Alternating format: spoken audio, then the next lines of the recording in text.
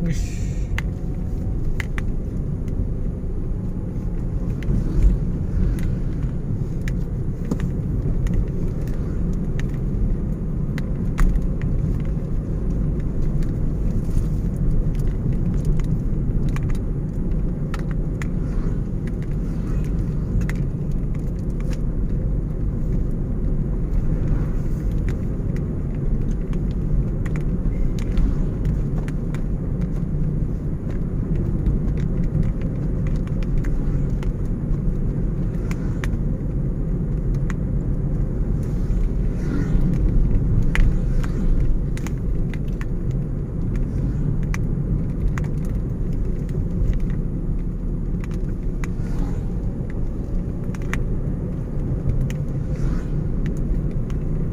Oh ya ketangguli gitu coba lagi.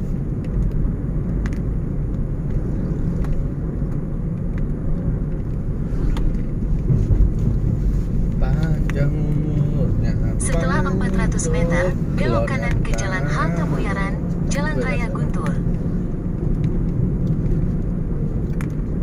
Panjang umurnya, panjang umurnya serta mulia, serta mulia. Belok kanan ke Jalan Halte Buyaran, Jalan Raya Guntur. Tiup lilin, tiup lilin, tiup lilin. Tetap di Jalan Halte Buyaran sejauh 1,5 kilometer.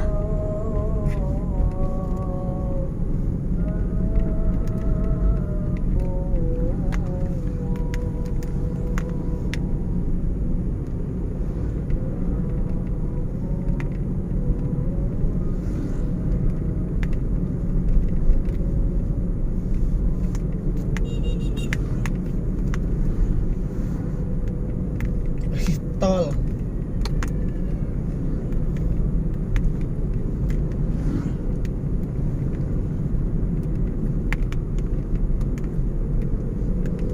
Tolik.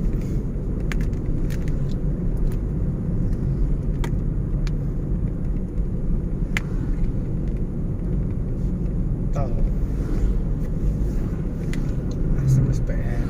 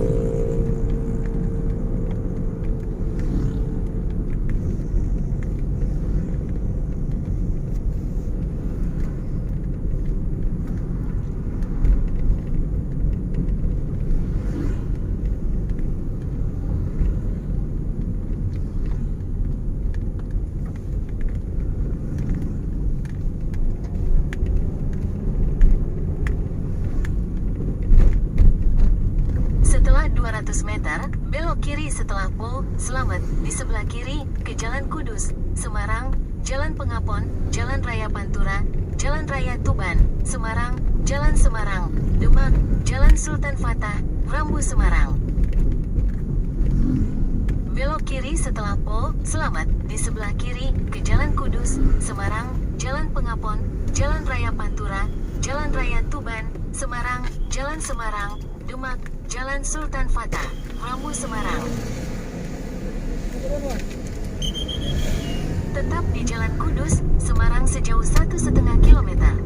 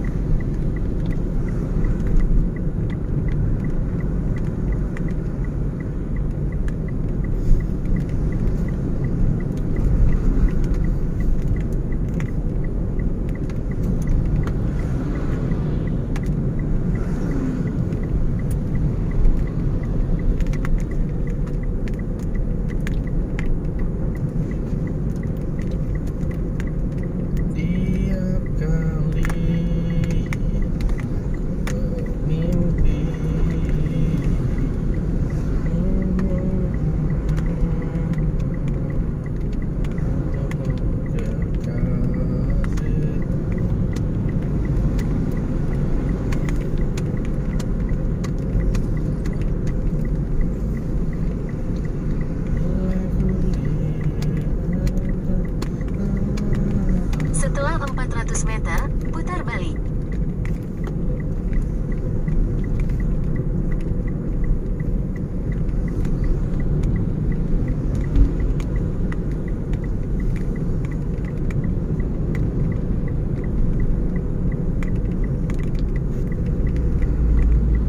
Putar balik.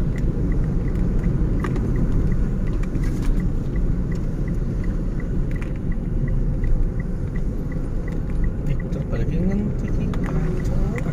Terus di Jalan Kudus, Semarang sejauh 2 km. Seputar dapur ini.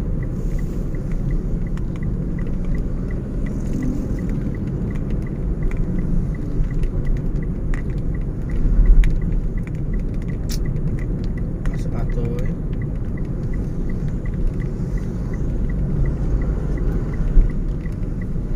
masa kotor.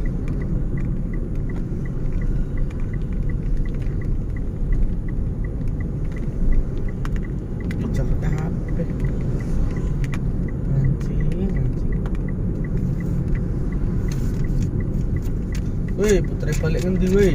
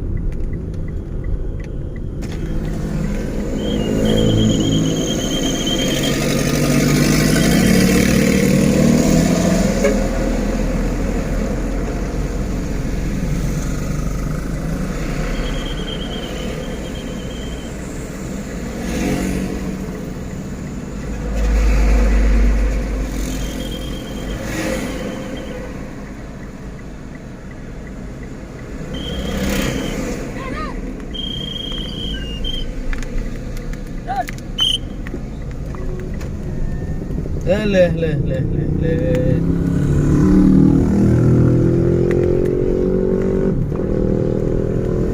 Belok kiri di Jalan Kebenaran, lalu belok kiri ke Jalan Kudus, Semarang. Wes guys, kembali putar. Harus lewati tol ini berarti guys. Harus lewat tol guys.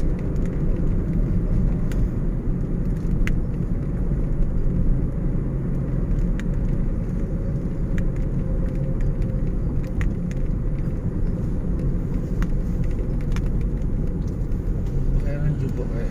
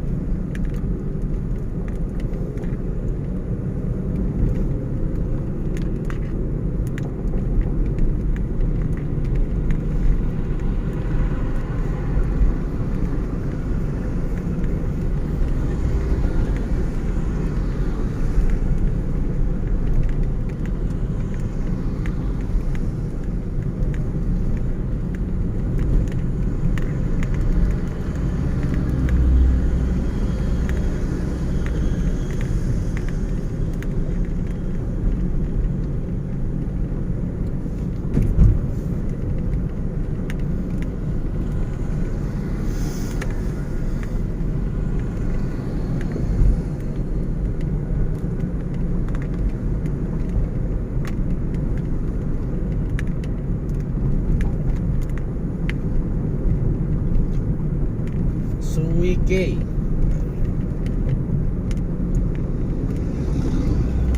Suike Demak.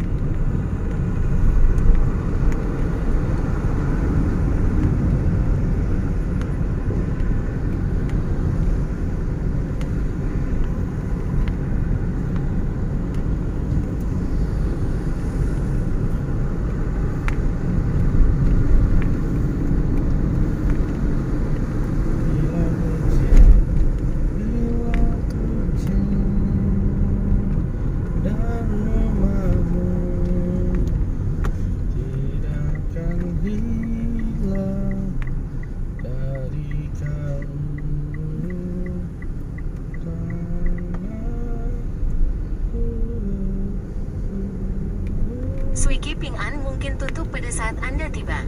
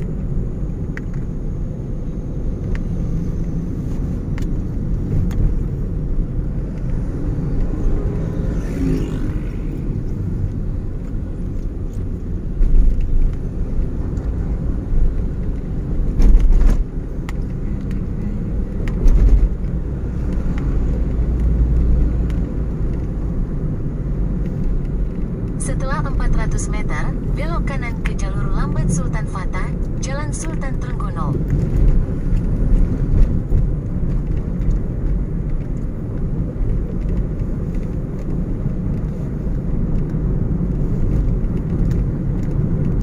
Belok kanan ke jalur lambat Sultan Fatah, Jalan Sultan Trenggono.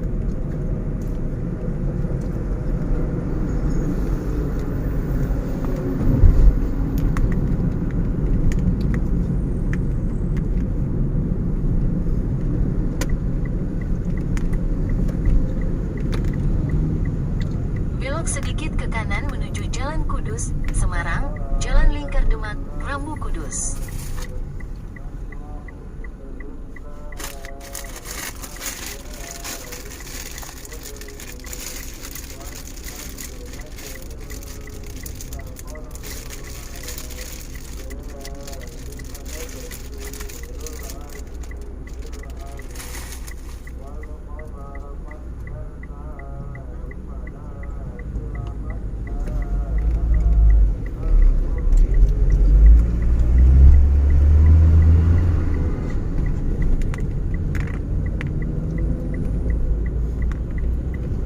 Terus di Jalan Kudus, Semarang sejauh 1 km.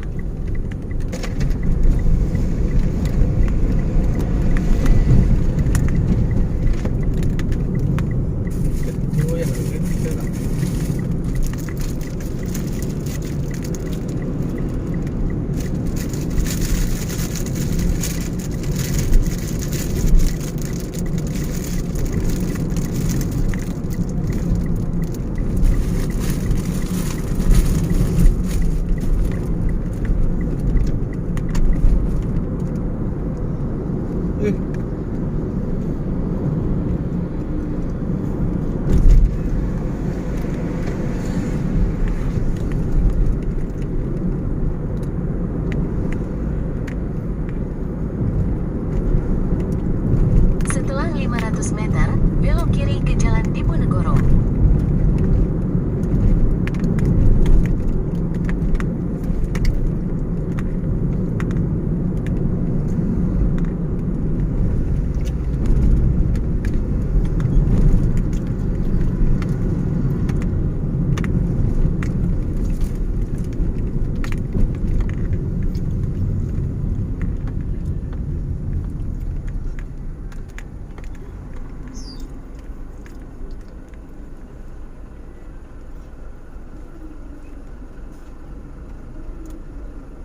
Belok kiri ke Jalan Diponegoro.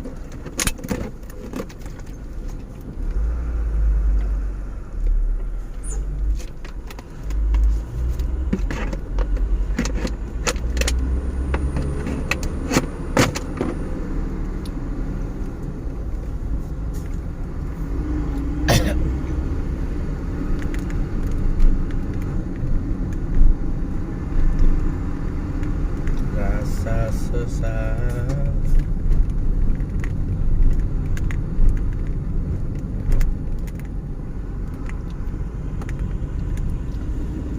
Terus di Jalan Diponegoro sejauh 1 km. Terus di Jalan Kudus, Semarang sejauh 2 km.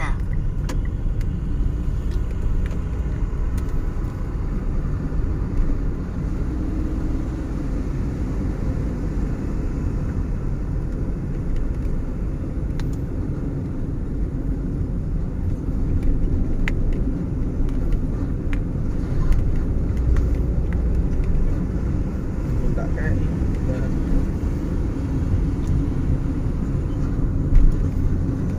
Stand up Priska.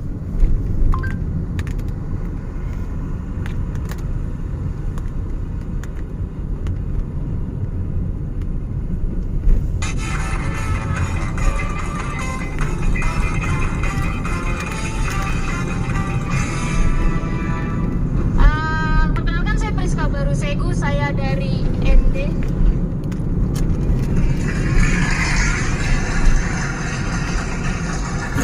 Ada yang tahu ND itu di mana?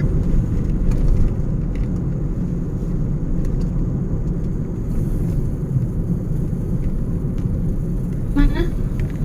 Tahu ya? Saya tidak tahu. Serius, dulu saya tidak tahu ND itu di mana.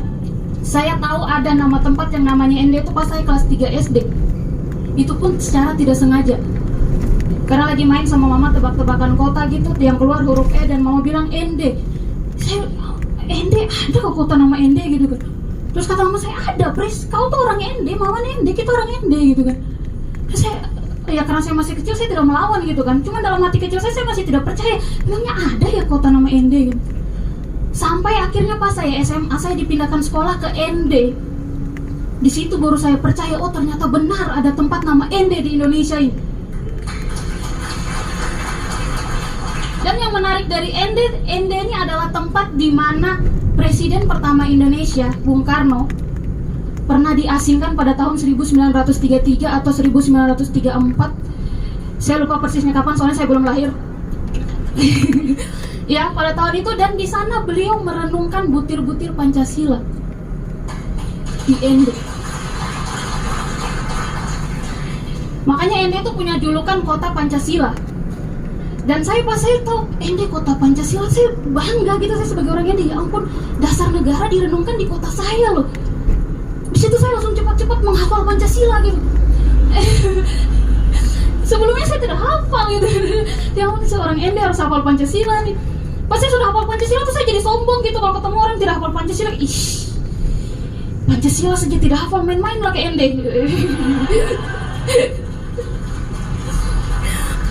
Ya, saya orang Ende itu ada di Flores, Nusa Tenggara Timur. Saya asli orang Ende, cuman lahir dan besar di Kalimantan. KTP saya Depok, Jawa Barat, dan sekarang saya berdomisili di Jakarta. Memang rumit sih, cuman ya begitu kenyataannya. Tapi awalnya saya merantau tahun 2017 tuh saya merantaunya ke Jogja. Dan saya beruntung sekali bisa merantau ke Jogja, karena di Jogja itu walaupun gajinya kecil, biaya hidupnya murah. Murah sekali, jauh lebih murah dibanding Honduras.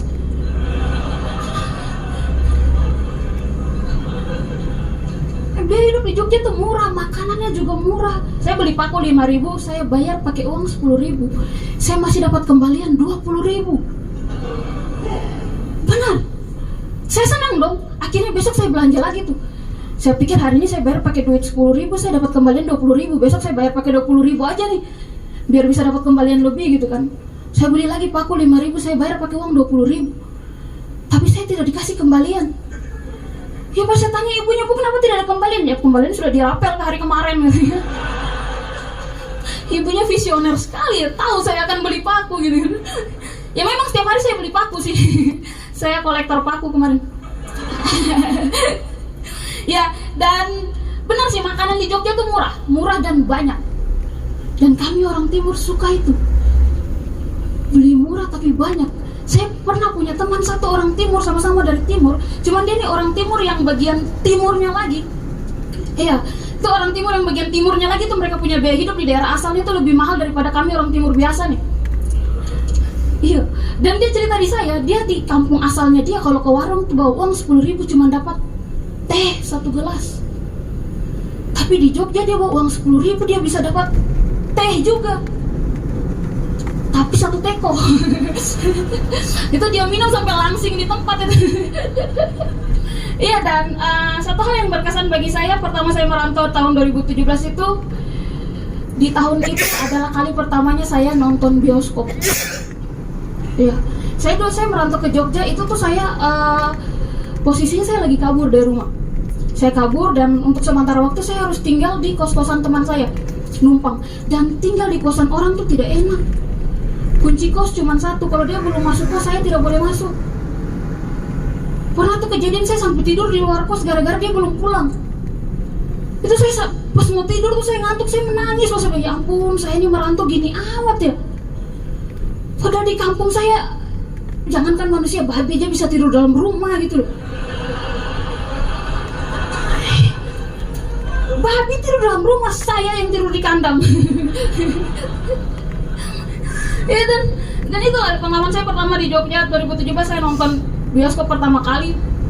Yang ngajak teman saya ini, waktu itu dia bilang, "Pris, nonton bioskop lu, saya ada tiket murah nih, ayo." Sebentar, saya ambil KTP dulu. KTP buat apa? Buat beli tiket tuh. Iya, jadi dulu saya pikir beli tiket bioskop lu sama kayak beli tiket pesawat, harus pakai identitas lengkap gitu kan. Iya, ketawa kalian senang ya. Senang lihat orang timur kampungan gara-gara pembangunan yang tidak merata.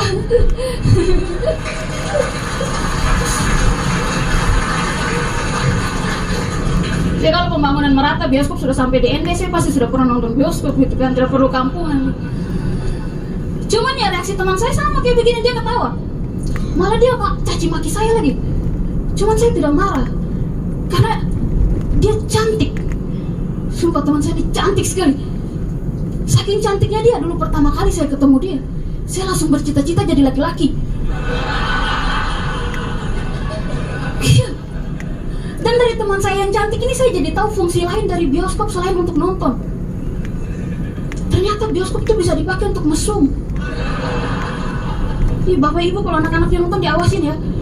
Serius. Dan dia kasih tahu saya ciri-ciri cowok yang kalau ajak kita tuh bukan untuk nonton tapi buat mesum. Ciri-ciri yang pertama adalah mereka akan pilih kursi di pojok paling belakang. Biasanya sebelah kiri tuh. Ciri yang kedua, mereka tidak akan beli jajan. Karena fokus utamanya mesum bukan makan. Kalaupun dia beli jajan paling bawa gorengan dari rumah gitu. Dan ciri yang ketiga, pada saat lampu bioskop mati, gelap, itu mulai ada pergerakan-pergerakan kecil. Biasa dimulai dengan tiup-tiup kuping. Habis itu raba-raba, elus-elus. Tangan masuk kantong, copet.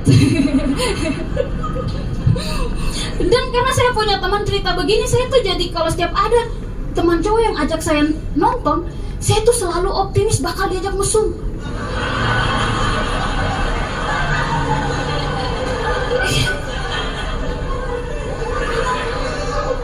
Akhirnya kejadian tuh ada nih teman cowok ajak saya nonton ke bioskop gitu kan.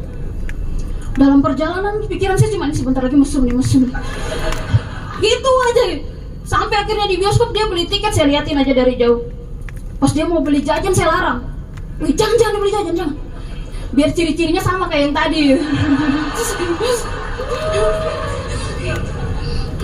Akhirnya dia terlebih jalan, kok bawa gorengan? Bawa, oke, sama gitu kan. Masuk bioskop, duduk.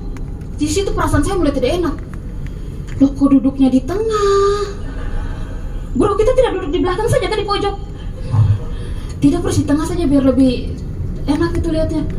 Oh, oke. Saya masih berpikir positif nih. Jangan-jangan di tengah juga masih bisa mesum. Duduk saya, lampu bioskop mati, gelap. Saya tunggu kok tidak ada pergerakan.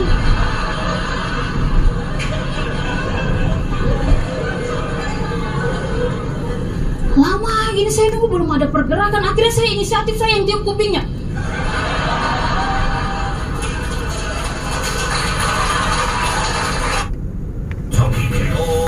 Ada yang baru, COD cek dulu. Jelajahi cara baru mendapatkan informasi. Download Metro TV Extend sekarang. Nah, selanjutnya box nomor berapa? Akar kuadrat dari 81.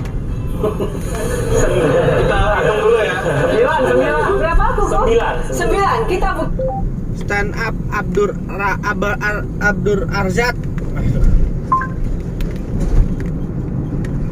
Hidup kalau punya target itu teman, kita teratur karena kita tahu apa yang harus kita capai. Itulah kenapa saya sangat percaya dengan agama.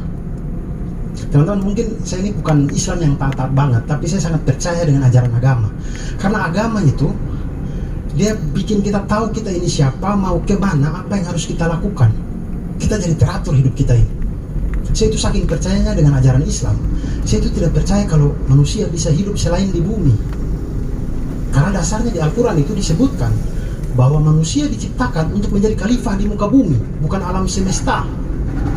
Jadi kita tidak bisa tuh hidup di bulan, di Mars, di planet Namek, tidak bisa. Walaupun di planet Namek banyak orang pakai sorban ya, tidak bisa. Tidak bisa.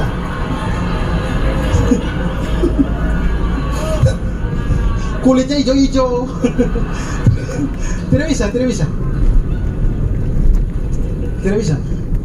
Jangan percaya dengan Elon Musk. Elon Musk bilang kita bisa hidup di Mars. Jangan percaya Elon Musk. Luhut saja dia tipu, apalagi kita. Luhut bin Sarpanjaitan, siapa yang berani tipu? Hah? Elon Musk berani tipu dia. Jangan percaya Elon Musk, jangan percaya. Sekarang kita andaikan saja teman-teman, kita andaikan Elon Musk itu benar. Manusia bisa hidup di Mars. Kemudian dia bikin program untuk pindahkan manusia-manusia ke Mars. Dia kasih pindah. Semua manusia sudah hidup di Mars, bumi kosong. Pertanyaannya sekarang, bagaimana dengan nasibnya Dajjal?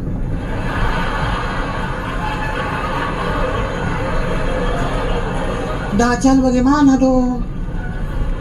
Kasihan Dajjal. Dajjal turun ke bumi. Sat.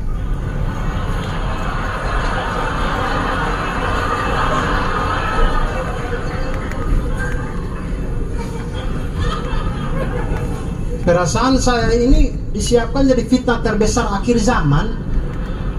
Kok saya datang manusia tidak ada? Manusia Dajjal.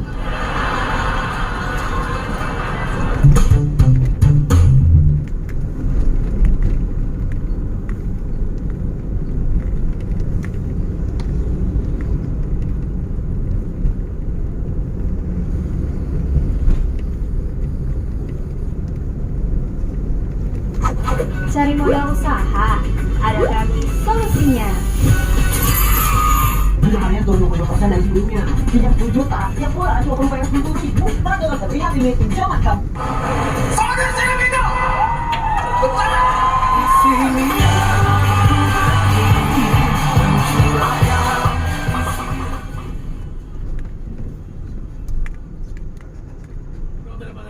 Cuma deh. Sebelumnya saya mau bertanya beberapa hal dulu dengan teman-teman founder ini. Bisakah diceritakan? Lalu kenapa harus gitu sih nadanya? Kenapa gitu sih caranya? Kayak mau marah gitu loh. Keseringan nonton gosip untuk mantau. Iya, cara ngomongnya sama kayak acara gosip. Tapi lo awet muda deh, Ri ya. Kenapa? Apa anak kekencengan gitu kali ya kayak ketarik ini nih kayak ketarik gitu. Guys, tunggu dulu.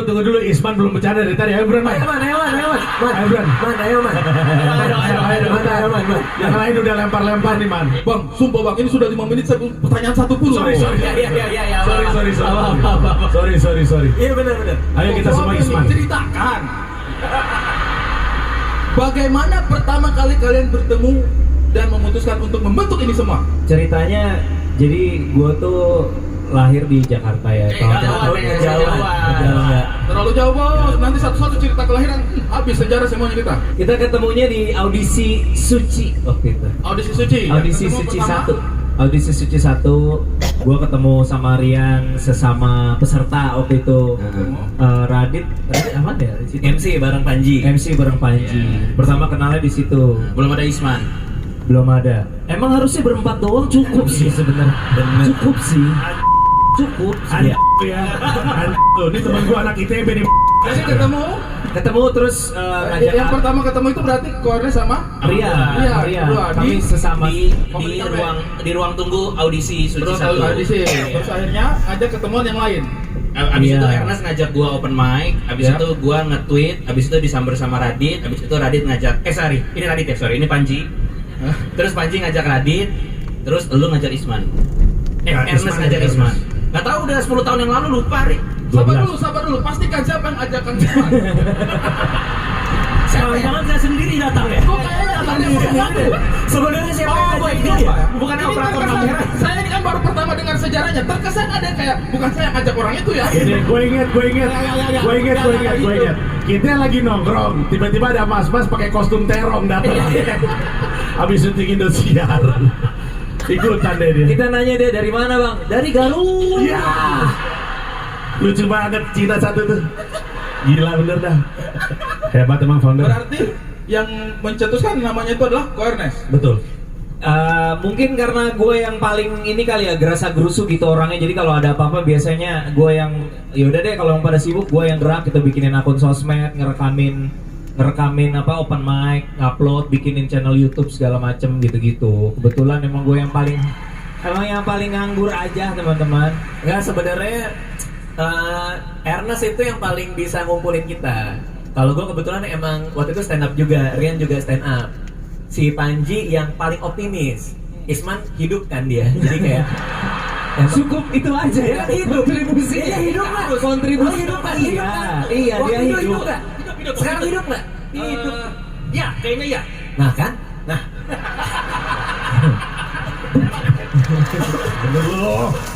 Kita itu. Tapi kita bisa rame itu karena power sosial medianya Radit awal-awal itu pergerakan itu. Benar. Ya, zaman. Benar. Jadi ya Radit tuh sebenarnya sebatas buzzer aja sebenarnya. Sejujurnya gue ngerasa nggak berguna, bener dah. Gue nggak tahu kerja gue apa. Gue diajak Ernest, ayo. Disuruh masuk grup, waktu itu masih grup B. BBM. Disuruh masuk. Bentar. BBM kan ada singkatannya ya, Man ya? Ada ya? BBM ada singkatannya. Isman, sorry ya. Sorry ya. Kita sama-sama anak ITB. Kita tuh emang teknik aja kita anaknya nih. Jadi apa Kang? B. Waktu kasih nama stand up Indo itu memang dari awal hanya opsinya stand up Indo atau ada opsi nama lain? Lawak apa begitu misalnya? Komedi berdiri bersama apa enggak? Iya ada tuh yang nama yang tak nggak jadi kita pakai. Untung kita nggak jadi pakai ya, Dit. Iya. Apa itu namanya? Untung kita nggak jadi pakai tuh, Dit. Apa Dit waktu itu, Dit? Pokoknya ada. Hey. Kaget mereka. Ya apa gua juga kaget tiba-tiba digituin, gua nggak siap. Iya. Di kepala gua cuma itu yang tergambar. Oh enggak. Enggak. Gua doang. Ini pertanyaan terakhir. Teman-teman, menyangka nggak kalau stand up Indo itu yang kalian bikin berlima itu akan semakin luas dan kemudian buka cabang di hampir seluruh kota yang ada di Indonesia? Wey, kayak bahas ayam sabana ya. Iya kan? Buka cabang dia bilang sih. Menyangka nggak kalau stand up Indo itu akan sebesar ini, dari Aceh sampai Merauke ada stand up Indonya, NTT, Kalimantan, Sulawesi. Dan bagaimana perasaan kalian melihat itu? Enggak nyangka. Karena gue inget Radit bahkan waktu Juli itu setelah kita berdiri ya, dia ngomong bahwa gue nggak yakin penonton mau bayar buat nonton kita gitu.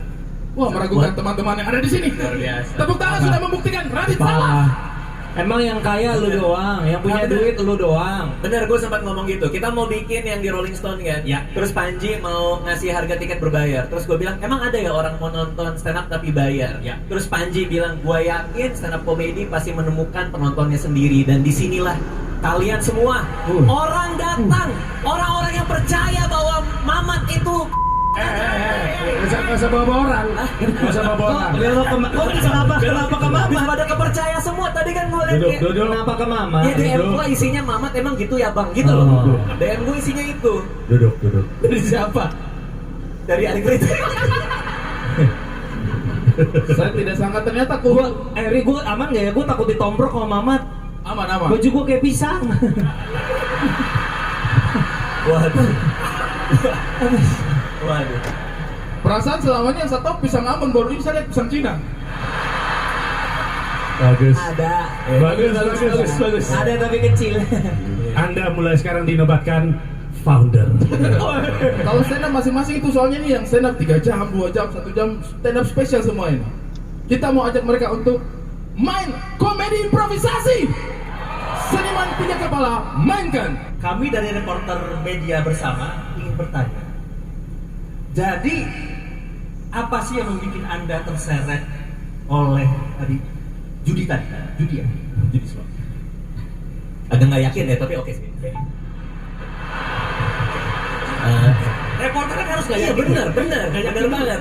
Ngecek. Yes. Nggak boleh yakin. Jadi Saya dan teman Saya saat itu pusing karena memikirkan negara. Betul. Ya, ngerti. Mikirin gimana nih hutang negara banyak. Wah, kita harus bayar dengan berjudi. Yang saya lihat di berita-berita itu, Anda sebagai seorang seniman tuh kan dendam banget nih sama admin judi slot ini. Anda datang ke kantornya, Anda tendang tuh pintu. Saya lihat tuh, dia udah teriak dengan lantang sampai semua orang tahu apa yang Anda teriakan.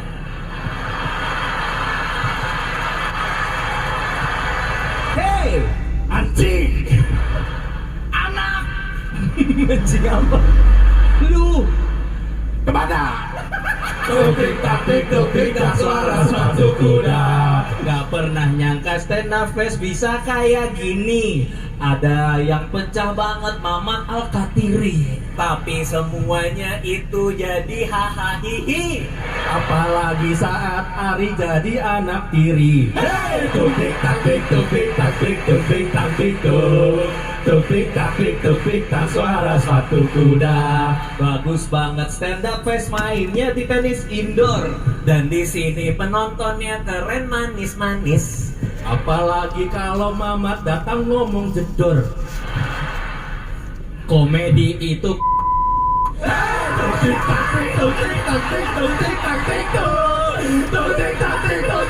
suara sepatu kuda. Lu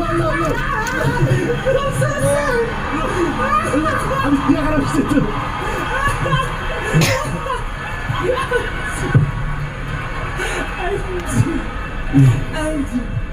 Udah jarang nongkrong, mulutnya nggak dijaga. Ada yang baru. COD cek dulu.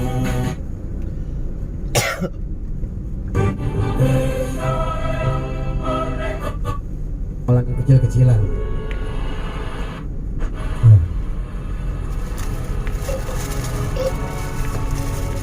Assalamualaikum warahmatullahi wabarakatuh.